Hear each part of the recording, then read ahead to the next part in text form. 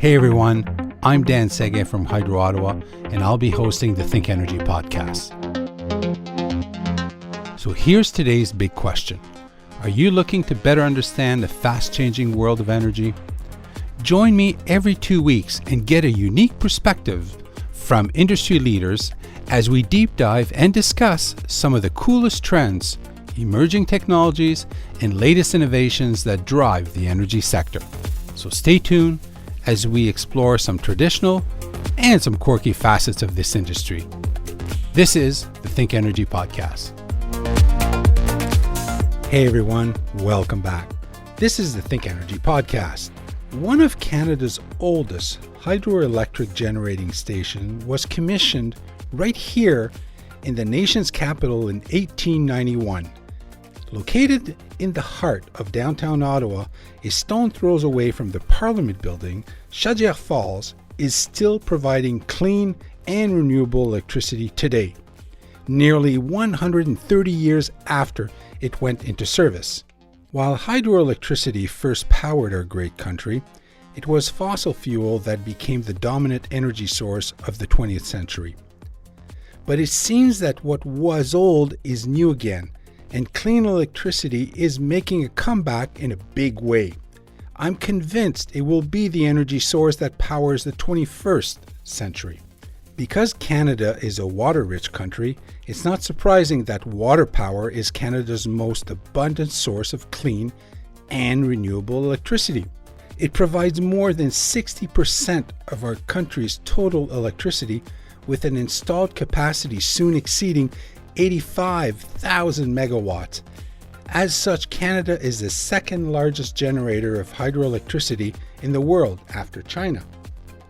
To reduce Canada's emissions of greenhouse gases that cause climate change, we must strategically reduce our reliance on fossil fuels and increase the amount of electricity we produce from non-emitting and renewable energy resources. Hydroelectricity produces no air pollutant and has ultra-low greenhouse gas emissions, especially for those stations that are run of the river. From a full life cycle assessment basis, Canada's hydropower is amongst the lowest emitting resources available. And like Chaudière Falls proves, hydropower assets can last well over 100 years if properly maintained, making them very cost-effective long-term investments. Canada is already a leader in hydropower generation, but it has the potential to more than double its current capacity thanks to its abundant, untapped water power resource. Contrary to popular opinion, Canadian hydropower is cost competitive, which helps keep rates low for customers. In fact, provinces with the highest hydropower installed capacity tend to have the lowest electricity costs. So here's today's big question. What's next for Canada's water power industry? What are the plans for growth nationally, and what influence does it have on the world stage? Our special guest today will help demystify the water industry. Waterpower Canada's President and CEO, Anne-Raphae Audouin. Bonjour Anne-Raphae et bienvenue. Perhaps you can start by telling us a bit about yourself, what drew you to your current role, and how you became an advocate for renewable energy, particularly water power. I think what really brought me to water power is a mixed bag of training and experiences. I specialized in environmental law at school. So my passion has always been sustainability and environmental protection. And after graduating, I had the opportunity to work for Ecojustice for a bit, mostly focusing on mining projects. But that kind of took me to the next job, which was to work for Hatch, an international engineering firm, where I worked on international projects across the world as an environmental and social impact management specialist. So that's where I get my hands dirty in terms of really seeing how projects are done from start to finish, the whole pre-feasibility to commissioning. So that was very, very good, a great experience over about 4 years. And then I kind of switched a little bit, or wanting to have a broader approach to sustainability. So not just look at projects, but also look at corporate sustainability. How do you integrate that thinking into your processes, the way you work with your employees, and also how do you continue to obviously implement the best procedures on projects. And so I looked at other opportunities, and I was then hired by what was then called the Canadian Hydropower Association, which we rebranded about 2 years ago as Waterpower Canada. So that was my first real exposure to the water power industry, now about 7 years ago, I'd say. Which, time flies, as they say, but it's been a great experience because it really allowed me to bring my legal experience and my passion for sustainability in my role as an advocate for renewable energy. What is the mission of Waterpower Canada, and what kind of initiatives is it pursuing to advance and support hydropower nationally and even internationally? So we are a national trade association. So our mission as an organization is really to promote and actively advocate for hydropower. That means, promoting the existing assets, the existing fleet, promoting the attributes, what it does for Canadians, what it does for the country in general, and also promoting future developments, be it sometimes reinvestment in the fleet through refurbishment, redevelopments, or of course, as well, greenfield projects. So nationally, that's really our focus, is to bring awareness. I always say my job is 50% government relations, 50% communications. And they tend to marry in the sense that you're always communicating in this field, right? You're always trying to bring more knowledge and more awareness about your sector, no matter who you're talking to. But you aim it a different way depending on kind of where your focus, what your focus is on. And then internationally, we definitely focus more and more on working with the US in terms of leveraging the clean exports of hydropower to the US. It's not a new thing, it's been ongoing for decades, and it's been a huge source of wealth for Canada and for certain provinces in particular. But it is something that we see as an opportunity in the future because the US have a pretty emission-intensive electricity sector, and they're looking at decarbonizing similar to us, right? But they don't have necessarily all the attributes ready to go that we can offer in Canada, and we are very connected north-south. So it is almost a self-fulfilling prophecy in the sense of being able to send those clean electrons across the border without too many hurdles. So we're also kind of deploying that kind of efforts internationally. In Canada, we know about the environmental benefits of hydropower in terms of renewable energy, cleaner air, and less pollution overall. Perhaps less known lies under the surface and the impact of these facilities, particularly turbines, can have on fish and other water species. Can you talk a bit about what the industry is doing to contribute to the recovery of endangered, threatened, and other species at risk? The first thing I'll say is that our sector has been around for more than a century. So any impact that we have is very well understood and has been very well studied. And there's been a lot of research going into avoidance, or when you cannot avoid an impact, mitigation, right? Which is the rule for sure. So in terms of fish habitat in particular, I'll give you an example, which is something I've learned through my career working within the water power sector. And it's quite interesting, and it happens across the nation, right, from coast to coast to coast. But you have requirements that are set by the Department of Fisheries and Oceans, and also, of course, by your local regulating bodies that operate at different levels. And those dictate kind of the measures that you have to put in place. And in many cases, when you have a hydro site, runoff river or reservoir, you tend to have offset, protocols, or fish habitat banking is what we call. And without getting into the the terminology of, that we use within the industry, but through those techniques, you actually have a great opportunity to operate a site that now has a greater fish population than what you found when you actually started with your greenfield project.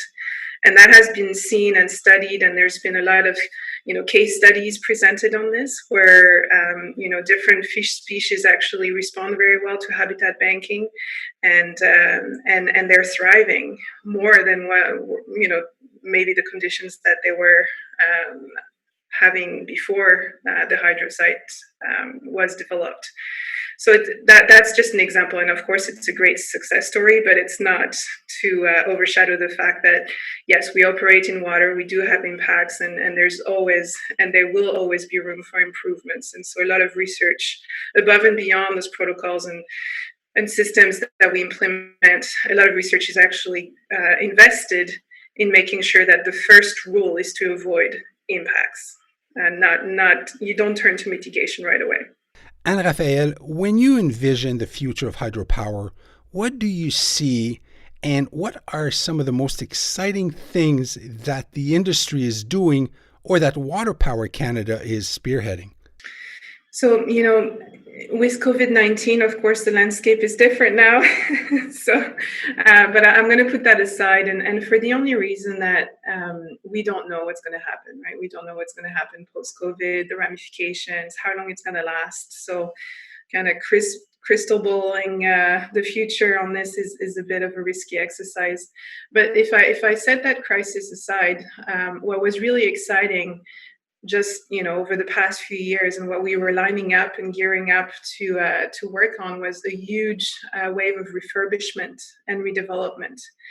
The average age of a hydropower facility in Canada is 50 years, and that's about the same in the US, right? Our assets are what we call generational assets, which is great because you can refurbish them throughout generations, and it's yours to keep for decades and decades and decades. But what it also means is that every once in a while you have to invest and inject those capital reinvestments so that you can continue to operate your fleet and also modernize the fleet.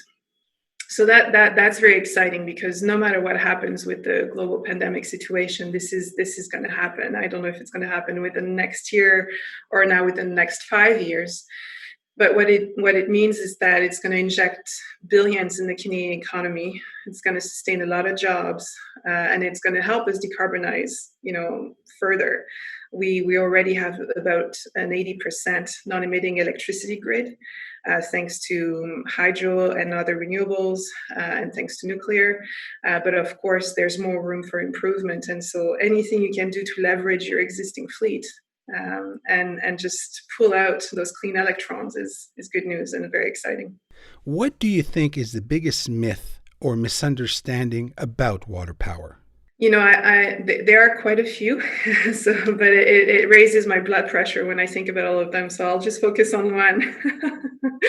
But what I hear often, and above and beyond the lack of knowledge, generally speaking, I think it's always mind-boggling to hear that people don't necessarily know or understand the role that water power plays in our generation mix. But above and beyond that, I think that the biggest misunderstanding is the fact that people really assume that hydro is an old, dusty, non-innovative technology because we've been around for so long.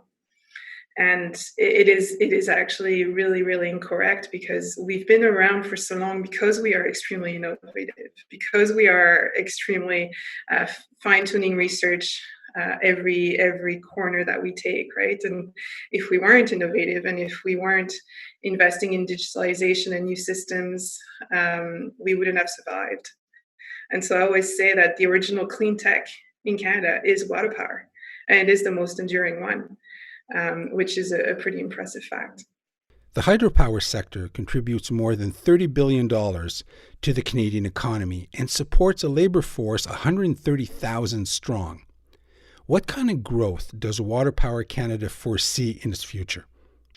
So just through the refurbishments and redevelopments that I was talking about earlier, this is going to trigger a huge growth in the fleet, because with no major new environmental impacts, with a pretty reasonable reinjection of funds into your fleet, you can actually get a lot more generation out of an existing site.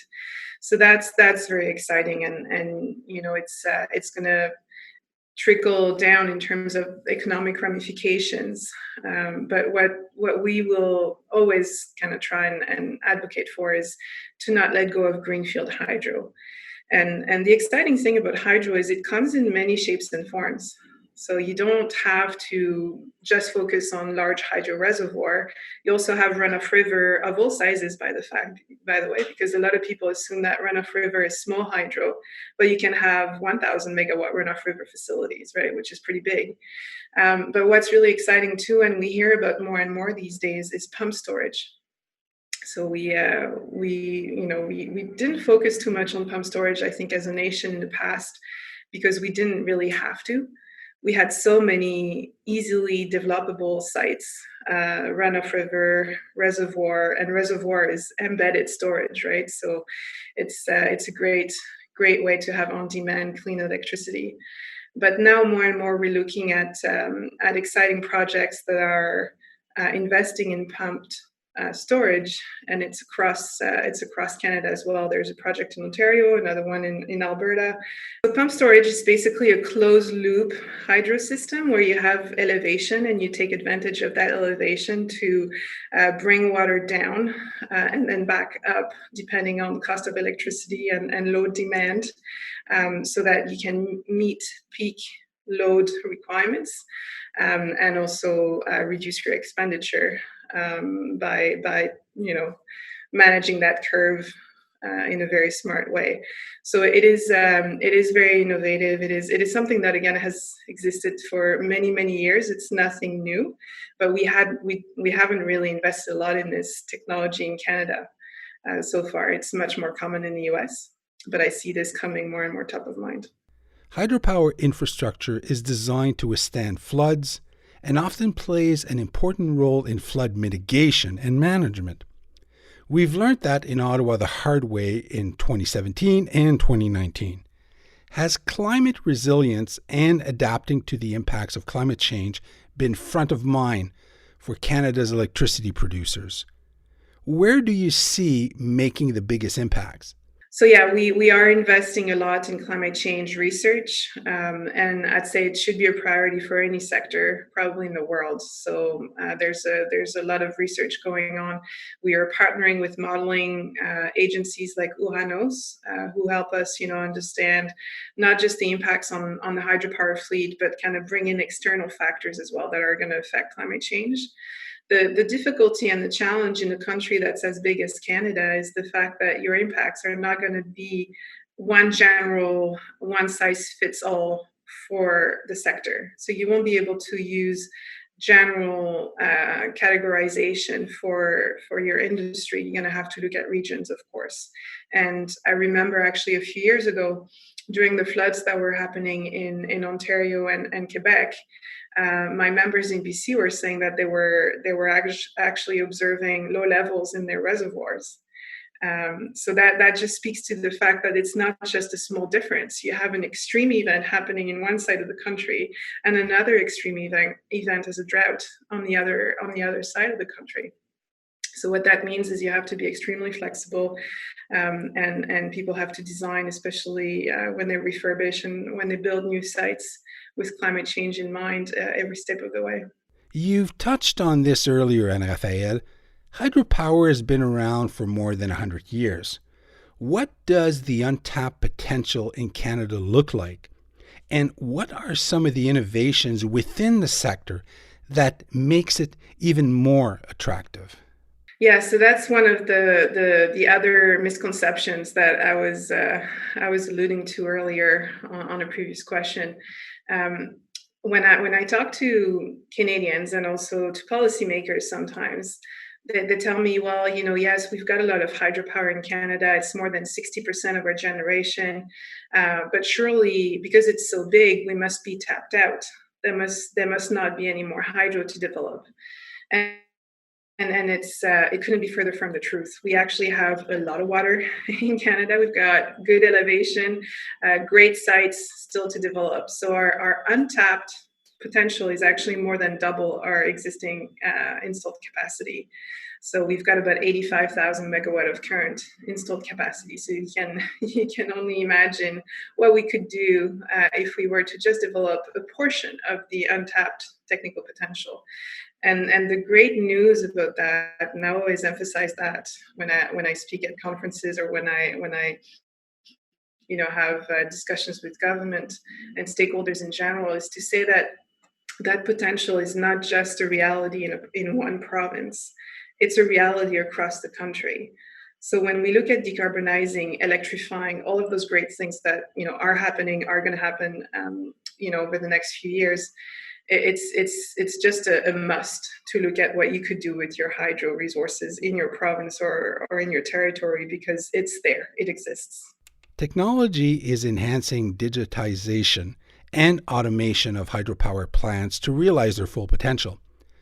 What are some of the digital solutions around monitoring, maintenance, and service that you see the industry benefiting from either now or the near future?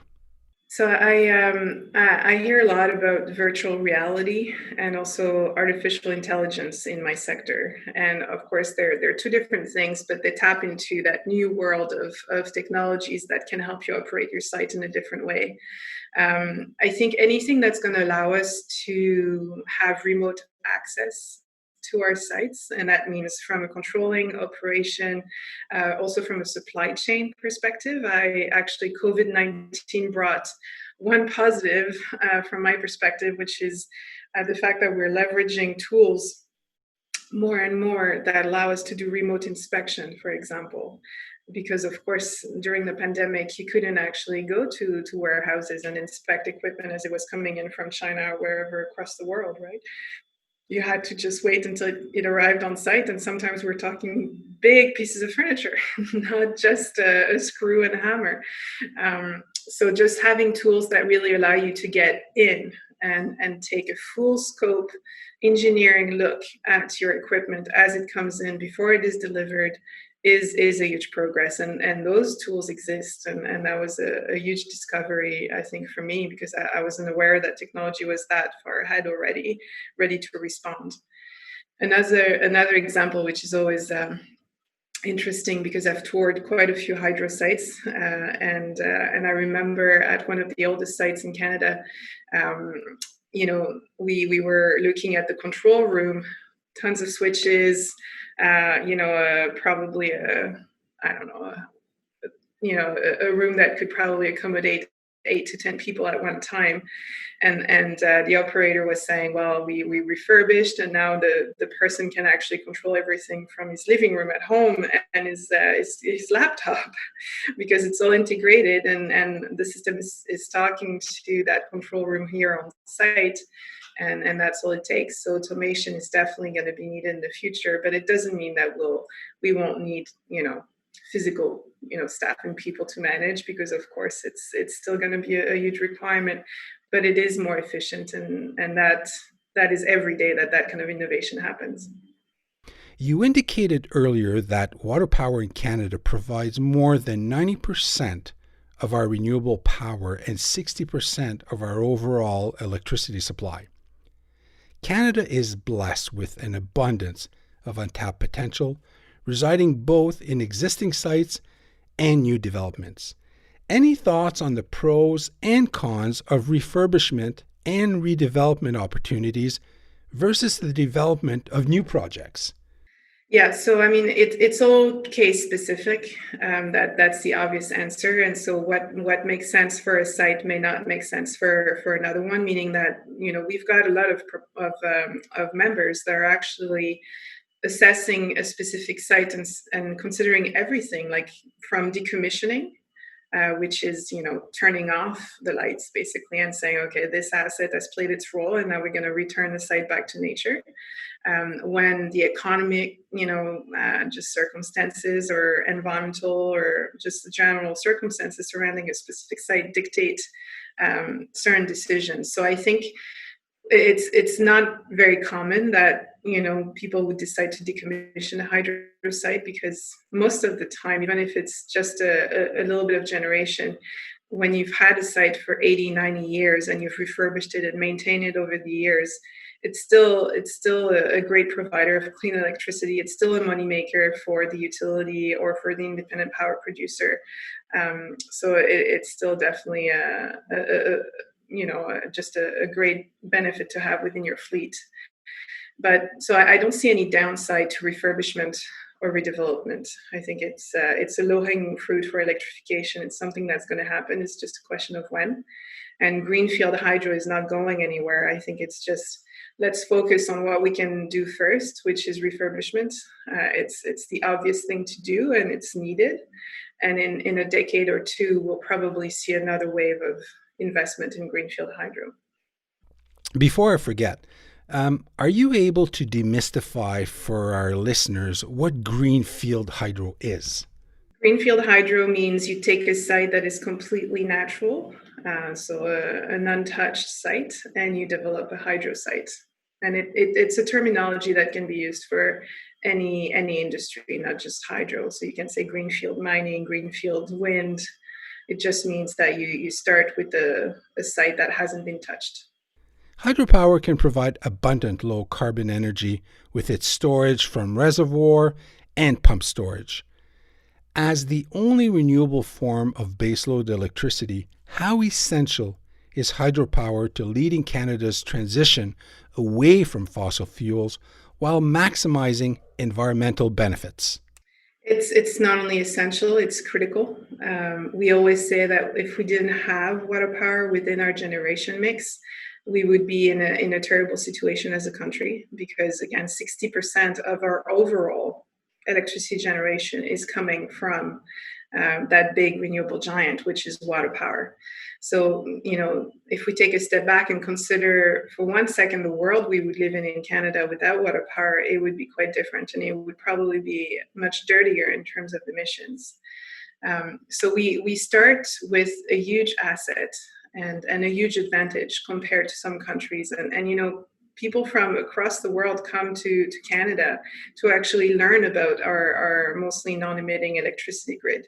How did you do it? What are the systems you put in place? What is your regulatory environment? How did you get to where you are now? But of course, it's not to say that we are perfect, because we're not. We've got high emission or emission intensive sectors. Some provinces are doing better than others for historical reasons, different decisions. And I think we've been blessed with an abundance of natural resources across the nation. And so we shouldn't point fingers. It's really not about that. It's just about, okay, how do we get better? How do we clean up our system so that we move away from negative emissions and move toward electrification, which is the priority, right? The easiest thing to do is to turn to electrifying our transportation, of course, and then buildings, and hydropower is there. We just need the right, economic environment, the right signals from government in terms of regulatory streamlining, for example, in terms of regulations that incentivize investment in hydro, and the sector will respond because we've got the resources to develop and do more to decarbonize Canada. You've touched on this earlier, but wondering if we can explore further. Both Canada and the United States are looking for ways to reduce carbon emissions to meet greenhouse gas reduction targets. With 60% of U.S. electricity still being generated from coal and gas-powered thermal plants, is Canada's clean renewable hydropower becoming an attractive option for border states? How are those partnerships negotiated? Has it been an easy sell? Are those states coming to you? So it's as we discussed, yes, it's been something that has been done for years. So it's nothing new under the sun, but I think it's becoming more top of mind because big players like the mayor of New York, for the past year has been saying, we want to import a lot of clean and renewable hydro from Quebec. And he's right. It's a few hours north of his state.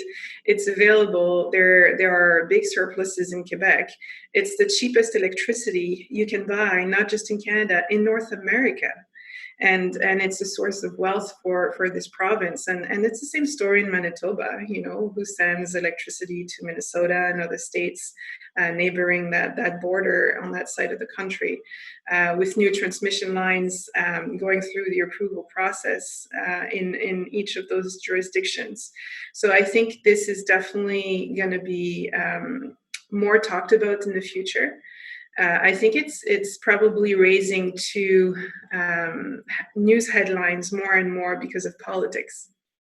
And depending on the political environment on either side of the border, it can be framed as a positive story or it can be framed as a negative story. But for all intents and purposes, for Canadians and for Americans, it is a great, great thing to do because you decarbonize your system, you have a low electricity cost, and on top of everything, it's clean and renewable. So why wouldn't you do it? Anne-Raphae, how about we close off with rapid fire questions? Are you ready? Okay. What is your favorite word? I'm a francophone, but there's a word that I really like in English, not necessarily for its meaning, but for the sound it has on the tongue. It's serendipity. I just find it funny. It rolls well. What is the one thing you can't live without? Probably in equal measures, my family and coffee. Is that an acceptable answer? What is something that challenges you? Just as a mom with a young family, I'm not a big fan of the terminology, work-life balance, but just trying to set some time for what's important and not being consumed by work or other things. So just knowing your limits, I think is going to be a lifelong exercise for me. If you could have one superpower, what would it be? Ooh, that's a good one. Probably traveling through time. Okay. If you could turn back time and talk to your 18-year-old self, what would you tell her? That you're on the right path, continue, travel as much as you can, and learn from people who want to mentor you, on your path to whatever you want to achieve, because people want to help each other. That's what I've learned. They're always happy to share insights, and most of the time you just have to ask, and people will be there to help you. And lastly, what do you currently find most interesting in your sector? I think all the excitement around electrification, the fact that we know this is probably the next industrial revolution. It's hard to really tangibly feel what this is going to look like, but it's going to affect everybody in a good way. And there's not going to be one sector that's going to be left to the side, because we're all going to need to collaborate. And so just that aspect of working together and being able to find new ways to revolutionize a system that has been implemented for years and years is very exciting. Last question for you. How can our listeners learn more about your organization? How can they connect? So website is always the first stop, I'd say, the waterpowercanada.ca. We're very active on social media too, so they can find us on YouTube, they can find us on Twitter and on LinkedIn. And don't be a stranger, because we love hearing from people. Thank you for joining us today. I truly hope you enjoyed this episode of the ThinkEnergy podcast. For past episodes, make sure you visit our website, hydroottawa.com/podcasts. Lastly, if you found value in this podcast, be sure to subscribe. Anyway, this podcast is a wrap. Cheers, everyone.